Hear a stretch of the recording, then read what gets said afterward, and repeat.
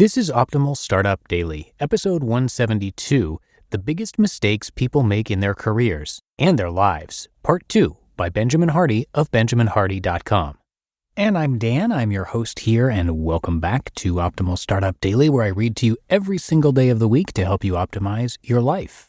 Now, today I've got a continuation post from yesterday, so I would definitely recommend listening to that episode first if you haven't done so already. But if you're all caught up, let's hear part 2 from yesterday and continue optimizing your life. The Biggest Mistake People Make in Their Careers and Lives, part 2, by Benjamin Hardy of benjaminhardy.com. The Benefits of Delayed Gratification.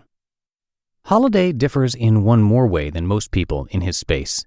He was offered a book contract for the book that would eventually become The Obstacle is the Way several years before he wrote the book. Of course, he was ecstatic. He told his mentor, best-selling author Robert Greene, about it. Holliday recalls that conversation. Quote, "Robert was as happy for me as everyone else, but he told me he didn't think I should do it. Not because it wasn't a good deal, but because I wasn't ready. You're 22 years old, he reminded me.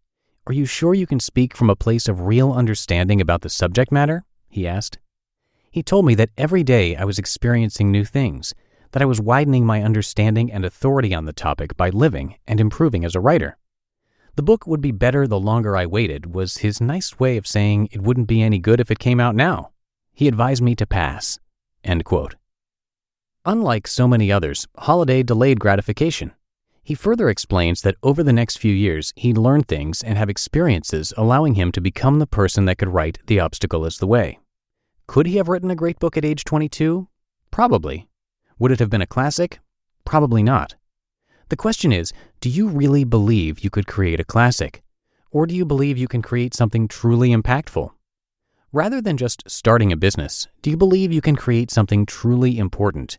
Do you really believe in yourself? This may sound like a trite question, but it's serious. Of course you believe you could create something, but I'm talking about something real, something of enduring quality, something truly great. Do you believe you could do that? Or would you rather create something quick and inferior, but that gives you a false sense of achievement? Said Tony Robbins, "Life gives you exactly what you ask of it, no more and no less. You get in life what you're willing to tolerate. It's all about your personal standards." Most people get less in life than their potential because they have low standards for themselves and those around them. The greatest reward for delayed gratification is who you become. It's not necessarily about the work you do.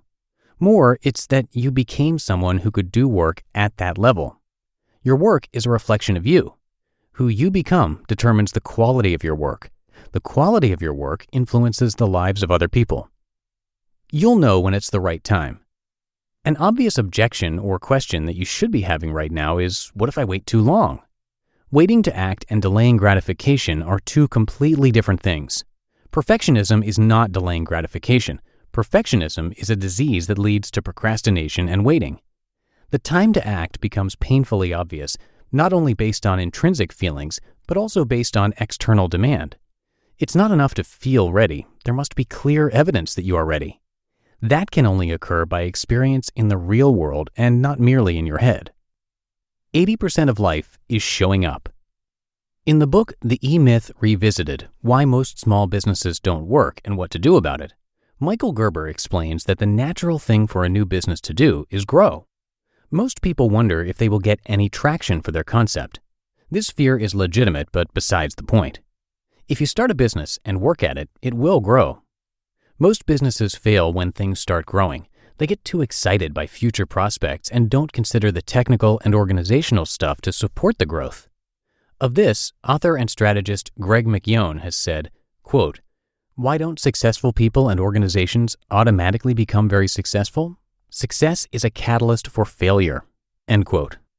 You must balance 1, your plans for the future, with 2, doing and improving the actual work, in other words, your products, and 3, keeping things well managed. If you keep these 3 things balanced, your chances of success during growth are substantially higher, Gerber explains. Conclusion. If you're willing to wait an extra year or two, the quality of your impact as well as the quality of your life could dramatically improve. You must first know what you want. Until you do, you'll be swayed by the first offer you get. You must also know why you are doing what you're doing. Until you do, you'll be more concerned about looking good than actually doing something of lasting and significant value. Expect that when you go into business, it is going to grow. When it does, don't get distracted by all the once-in-a-lifetime opportunities that come your way. Stay the course. When needed, delay the gratification for something good in order to create something truly great. You'll never regret that extra 6 months or year or few years you were investing in yourself. When the harvest comes in, you'll look back with a satisfaction most people could never imagine. You just listened to part 2 of the post titled The Biggest Mistake People Make in Their Careers and Lives by Benjamin Hardy of benjaminhardy.com. Thank you to Mint Mobile. After years of fine print contracts and getting ripped off by big wireless providers, if we've learned anything, it's that there's always a catch. So when I first heard that Mint Mobile offers premium wireless service starting at just $15 a month, I of course thought, what's the catch? But after speaking with them and using their service, it all made sense. There isn't one. Mint Mobile's secret sauce is that they're the first company to sell wireless service online only. By cutting out retail stores, there's no crazy overhead costs that get passed down to you in the form of mystery fees. Instead, Mint just passes on sweet savings direct to you. So I was able to switch out my SIM card, which was super easy, and cut my wireless bill, saving around $40 a month. This is the fastest money I've ever made.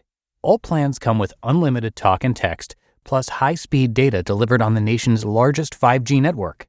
To get your new wireless plan for just $15 a month and get the plan shipped to your door for free, go to mintmobile.com/OSD. That's mintmobile.com/OSD. Cut your wireless bill to $15 a month at mintmobile.com/OSD. And thank you again to Benjamin. Now, as I mentioned yesterday, he's an organizational psychologist and was the #1 writer on Medium, where he shares a ton of articles covering personal development, willpower, and more. Those types of articles are also regularly featured on the podcast Optimal Living Daily. So if you like Benjamin's style but want to hear his take on some different topics like building habits, motivation, willpower, and more, check out that show. Again, that's Optimal Living Daily, and you can find it wherever you get your podcasts. And do make sure to hit that subscribe button as well. All right, that should do it for the Sunday episode. Hope you enjoyed it and hope you had a great weekend. And I will see you back here tomorrow where your optimal life awaits.